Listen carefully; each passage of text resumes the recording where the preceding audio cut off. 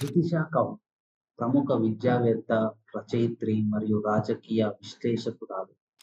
ఆమె భారత మూలాలు కలిగిన వ్యక్తి అయినప్పటికీ, యునైటెడ్ కింగ్‌డమ్‌లో నివసిస్తూ అక్కడే విద్యా బోధన చేస్తూ సమకాలీన రాజకీయాలు, హ్యూమన్ రైట్స్ మరియు కాశ్మీర్ సమస్యలపై స్పష్టమైన అభిప్రాయాలు వ్యక్తపరుస్తూ ఉంటారు. ఆర్టికల్ 370 రద్దు సమయంలో భారత ప్రభుత్వాన్ని విమర్శిస్తూ యూకే పార్లమెంట్‌లో ప్రసంగించారు.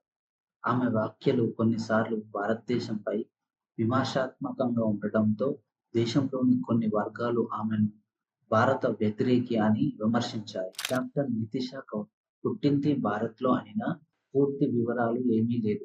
పౌరసత్వం బ్రిటిష్‌ది. లండన్‌లో ఎకనామిక్స్ అండ్ ఫిలాసఫీ మీద పీహెచ్‌డీ చేసింది. ప్రస్తుతం ఈమె అసోసియేట్ ప్రొఫెసర్‌గా లండన్‌లో ఒక పదవిలో ఉంది. నావెల్స్, శాస్త్రీయ పుస్తకాలు, రాజకీయ వ్యాసాలు రాస్తారు. కాశ్మీర్ స్త్రీవాదం, ఫెమినిజం, ఆర్థిక, రాజకీయ విశ్లేషణలో వాదించడంలో చాలా దిట్ట. ఆమె పార్లమెంట్ హౌస్‌లో ఐక్యరాజ్య సమితి వంటి అంతర్జాతీయ వేదికలపై కూడా కాశ్మీర్ పౌరుల హక్కుల గురించి మాట్లాడారు. భారతదేశంలోని గడ్కరీ ప్రభుత్వం కాశ్మీర్ పౌరుల పరిస్థితులపై ఆమె విమర్శలు చేశారు.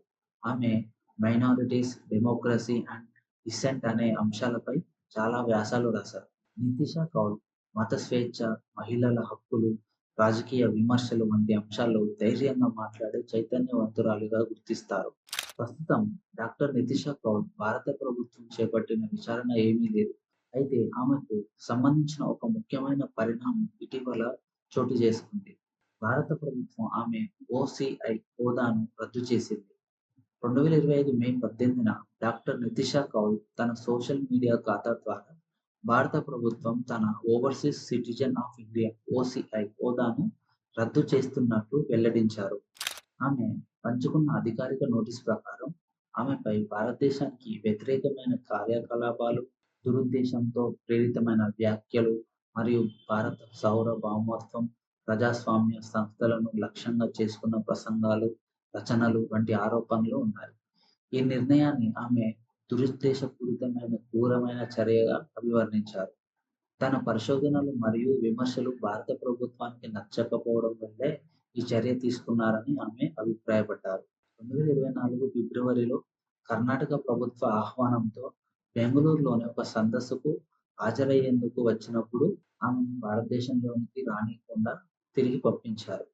ప్రస్తుతం డాక్టర్ నిషా కౌల్ భారతదేశంలో ఎలాంటి న్యాయ విచారణ లేదా కేసులు నమోదు చేయలేదు. అయితే ఆమె ఓసీఐ హోదా రద్దు చేయడం ద్వారా భారత ప్రభుత్వం ఆమెపై చర్యలు తీసుకుంది.